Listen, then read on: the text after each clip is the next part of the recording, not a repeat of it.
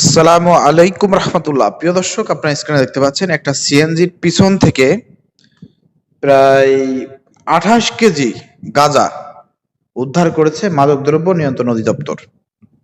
প্রিয় দর্শক, আমার প্রশ্ন হলো, এই যে আমরা নিউজে দেখতেছি প্রতিনিয়ত মানুষের শরীর থেকে, মহিলাদের শরীর থেকে পেঁচিয়ে পেঁচিয়ে গাঁজা, ইয়াবা, এই যে মাদকদ্রব্য এগুলো সংগ্রহ করা হয়, এগুলো উদ্ধার করা হয়, এসব মাদকদ্রব্য যায় কোথায়? আমার প্রশ্নটা হলো এটা, এই যে প্রতিনিয়ত যে উদ্ধার করা হচ্ছে অভিযান চালিয়ে, এইসব আসামিরা যাচ্ছে কোথায় আর এইসব মাদক যাচ্ছে কোথায়? কেউ কি বলতে পারবেন? আমি যদি আপনাদের কাছে প্রশ্ন করি, আপনারা কি বলবেন বলেন তো? আপনারা এক কথায় বলবেন যে ভাই, এই মাদক নিয়ন্ত্রণ অধিদপ্তর এই মাদকগুলো অভিযানে ধরছে, ধরার পরে ভিডিও করে ছেড়ে দেয় নেটে, মানুষ জানে যে ধরছে, কিন্তু পরবর্তীকালে কি হয়? এই মাদকগুলো তারা কি করে সেটা তো আর কেউ দেখায় না।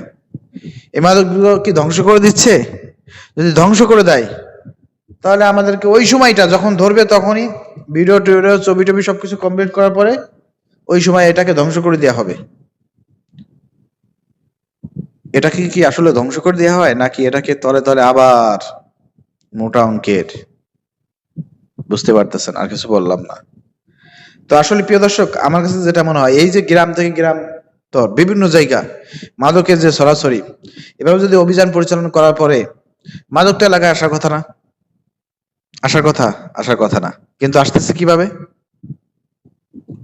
দেখেন, মাদক ধরতেছে, মাদকের আসামিও গ্রেপ্তার হচ্ছে, এখানে হাত বদল হচ্ছে জাস্ট। মাদকের জায়গায় আছে, সেটা গ্রামে পৌঁছে যাচ্ছে, মাঝখানে খালি একজন গ্রেপ্তার হয়ে যাচ্ছে, আসামি হচ্ছে, আরেকজনের হাতে পড়তেছে, সে ওইটাকে সাপ্লাই দিয়ে মোটা অঙ্কের টাকা কামাই করে নিচ্ছে। এটা হচ্ছে বাংলাদেশের চিত্র। এই যে 28 কেজি গাঁজা, আপনি কি মনে করছেন কত টাকা? এটা আপনি কল্পনা করছেন? হ্যাঁ, এই জন্য আমরা দাবি জানাতে চাই, যখন যেখানে মাদক অভিযান করে ধরা হবে, মাদককে ওইখানেই সাংবাদিকদের সামনে, ক্যামেরার সামনে ধ্বংস করে দিতে হবে। দেখেন, সারা বাংলাদেশে যে পরিমাণ অভিযান হচ্ছে, যে পরিমাণ ধরা পড়তেছে, এগুলো কি ধ্বংস করে দেওয়া যেত সাথে সাথে, তাহলে আর সেগুলো গ্রামে পৌঁছাইতো না। এটা মাঝখান দিয়ে তৃতীয় পক্ষের হাত দিয়ে আবার সেই গ্রামে পৌঁছে যাচ্ছে, গ্রামের যুব সমাজ ধ্বংস হয়ে যাচ্ছে, পরিবার ধ্বংস হয়ে যাচ্ছে এই মাদকের থাবায়। এই জন্য আমরা অনুরোধ জানাবো এবং বলতে চাই, কাকে বলবো, বলার তো লোক নাই, যাদেরকে বলতেছি তারাই তো এগুলোর সঙ্গে জড়িত। খালি জাস্ট আপনাদেরকে একটু, মানে আপনারা হয়তো এতদিন বুঝতেন না যে মাদক এত অভিযান করে ধরতেছে, কিন্তু গ্রামে পৌঁছাচ্ছে কিভাবে? গ্রামে তো মাদকের সংকট দেখা যাচ্ছে না। এইভাবেই প্রিয় দর্শক, ধরে নিয়ে যাচ্ছে ঠিকই, কিন্তু ওইখান থেকে আবার সাপ্লাই হয়ে যাচ্ছে মাঝখান দিয়ে। কিছু লোক হয়তো গ্রেপ্তার হচ্ছে, কয়েকদিন আবার পরে জামিন পাবে, আবার তারা এই ব্যবসা করবে, আবার ধরা পড়বে, আবার এই ব্যবসা করবে। কঠোর কোনো পদক্ষেপ গ্রহণ করা হচ্ছে না, আসলে কঠোর কোনো পদক্ষেপ গ্রহণ করা হচ্ছে না।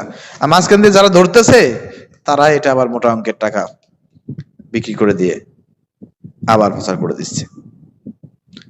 এই জন্য আমরা অনুরোধ করব যে এগুলো ধ্বংস করেন, এগুলো ধ্বংস করা দরকার, না হলে এই মাদকের থাবা থেকে যুব সমাজকে আপনারা রক্ষা করতে পারবেন না।